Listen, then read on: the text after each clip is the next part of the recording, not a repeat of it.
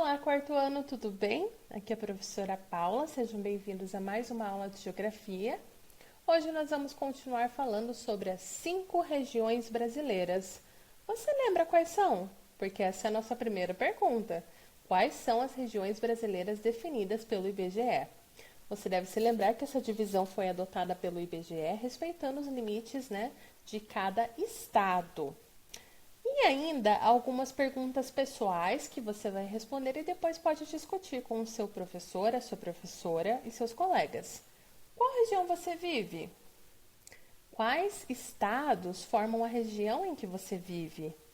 E ainda, os estados vizinhos ao seu pertencem à mesma região? Se a resposta for negativa, a qual região eles pertencem? Tudo bem? Essa é uma discussão legal de ter em sala de aula. E aí, quais são as 5 regiões do nosso país mesmo? Ah, muito bem. Norte, Nordeste, Centro-Oeste, Sudeste e Sul. Tudo bem? Nós continuamos com esse texto no número 2, que diz o seguinte: hoje, nos parece tão óbvio que o Brasil seja dividido em 5 regiões que nem paramos para perguntar por que ele foi organizado desse jeito. Da mesma forma, não questionamos por que um estado pertence a determinada região e não a outra. A razão é simples. Os estados que formam uma grande região não são escolhidos ao acaso. Eles têm características semelhantes.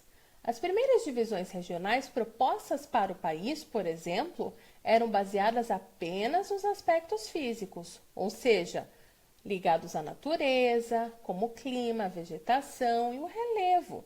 Mas logo começou a se levar em conta também as características humanas, como atividades econômicas e o modo de vida da população, para definir quais estados fariam parte de cada região.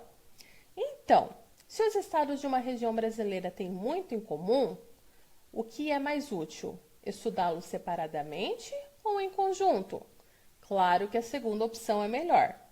Para pesquisa, coleta e organização de dados também.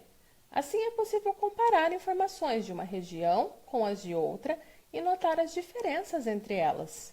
Dessa forma, por exemplo, os governantes podem saber em qual região há mais crianças fora da escola e investir nela para resolver o problema. Esse texto é da Adma Figueiredo, é da Maria de Lima, é da Mara Figueira e se chama Entenda como a divisão do território brasileiro evoluiu ao longo dos tempos. É um texto publicado em 2002. Nós vamos discutir aqui, de acordo com o texto, se é correto afirmar que, para regionalizar o Brasil em macro-regiões, foram consideradas apenas os aspectos físicos, ou seja, ligados à natureza. Será?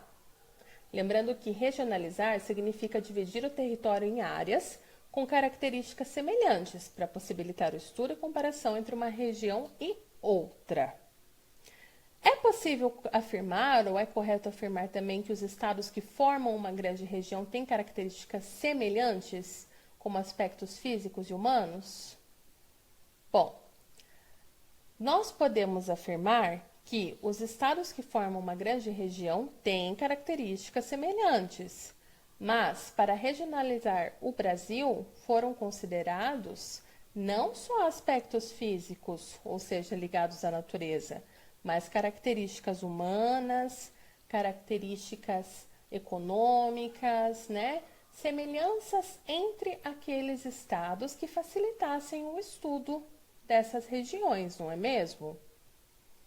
Ainda, se possível, reúna-se com 2 colegas e, com base no texto dessa página 27, elabore respostas para essas perguntas. Esse é um exercício que você pode conferir depois as respostas, com os seus colegas, discutir com o seu professor, com a sua professora exatamente a sua opinião. Por que será que o Brasil foi organizado em 5 grandes regiões? E por que será que um estado pertence a uma região e não a outra? Gente, voltando a esse texto aqui que nós vimos, dessas 3 autoras, nós podemos dizer que o Brasil foi organizado em 5 grandes regiões para facilitar a pesquisa, a coleta e a organização de dados sobre o território brasileiro. E ainda, por que um estado pertence a uma região e não a outra? Nós podemos levar em conta que as características que esse estado tem em comum com outros estados dessa região, como os aspectos ligados à natureza e também humanos, contam muito e contaram na hora de regionalizar o nosso país, tudo bem? Então, nós levamos em conta não só relevo, clima, vegetação, mas também atividades econômicas e o modo de vida da população, tudo bem? Nós vamos discutir muito mais sobre isso nas nossas próximas aulas. Até lá!